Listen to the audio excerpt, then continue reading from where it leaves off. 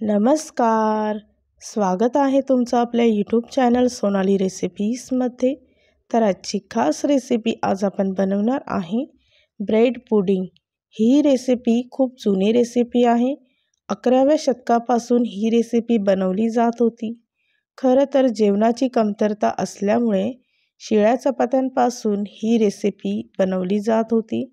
पण 13व्या शतकामध्ये या रेसिपीमध्ये थोडासा बदल करण्यात आला. जसं की दूध, अंडे, ब्रेड मिक्स करून ही रेसिपी बनवली गेली व तेव्हापासून ही सर्वांची लोकप्रिय रेसिपी तयार झाली आहे. तर आजसुद्धा आपण हीच रेसिपी बनवणार आहे. खूपच कमी वेळात, कमी साहित्यामध्ये, विशेषतः घरगुती साहित्य वापरून ही रेसिपी बनवली गेली आहे. चला तर मग या रेसिपीसाठी लागणारे संपूर्ण साहित्य व कृती पाहून घेऊ. ब्रेड पुडिंग बनवण्यासाठी सर्वप्रथम एका भांड्यामध्ये आपण 1 वाटी साखर घ्यायची आहे.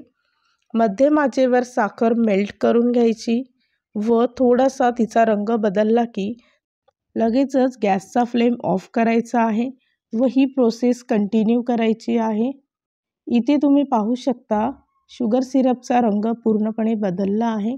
तर यावेळेस आपण त्यामध्ये 1 चमचा बटर घ्यायचा आहे. पुन्हा एकदा मिश्रण मिक्स करून घ्यायचं.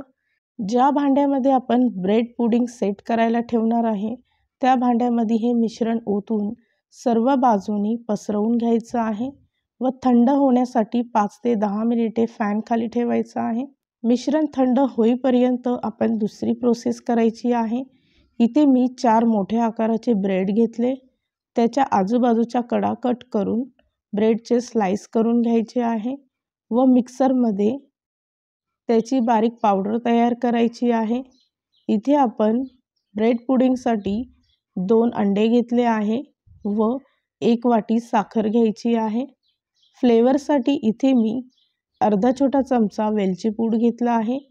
सर्वात शेवटी 1 वाटी दूध घेऊन मिक्सरमध्ये त्याचं मिश्रण बारीक वाटून घ्यायचं आहे. तयार केलेलं मिश्रण शुगर सिरपच्या भांड्यामध्ये ओतायचं आहे. साधारणतः 30 मिनिटासाठी मध्यम आचेवर वाफवून घ्यायचं आहे.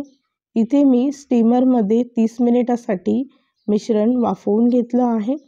30 मिनिटानंतर एकदा चेक करायचं आहे. इथे सुरीच्या सहाय्याने मी एकदा चेक करून घेते. मिश्रण अगदी परफेक्ट शिजलं आहे. तयार झालेलं ब्रेड पुडिंग 10 ते 15 मिनिटासाठी फ्रीजमध्ये ठेवायचं आहे. पूर्णपणे थंड झाल्यानंतरच डिमोल्ड करायचं आहे. सुरीच्या सहाय्याने आजूबाजूच्या कडा सोडवायच्या आहे. त्याच्यावर 1 प्लेट ठेवून टॅप करायचं आहे. व्हिडिओमध्ये दाखवल्याप्रमाणेच तुम्ही अशी प्रोसेस करा. बघा इथे तुम्ही पाहू शकता अगदी परफेक्ट असं ब्रेड पुडिंग तयार झालं आहे. त्यातील एक तुकडा मी तुम्हाला कट करून दाखवते. अतिशय सॉफ्ट असं कलरफुल व चविष्ट असं ब्रेड पुडिंग तयार झालं आहे. जर का एवढ्या प्रमाणामध्ये व अशी पद्धत वापरून जर का तुम्ही पहिल्यांदाच ब्रेड पुडिंग बनवत असाल, पहिल्याच प्रयत्नामध्ये तुमचं ब्रेड पुडिंग ही रेसिपी अगदी परफेक्ट तयार होईल. ही रेसिपी तुम्ही नक्की ट्राय करून बघा. खूपच सोपी आणि खूपच चविष्ट लागणारी रेसिपी आहे.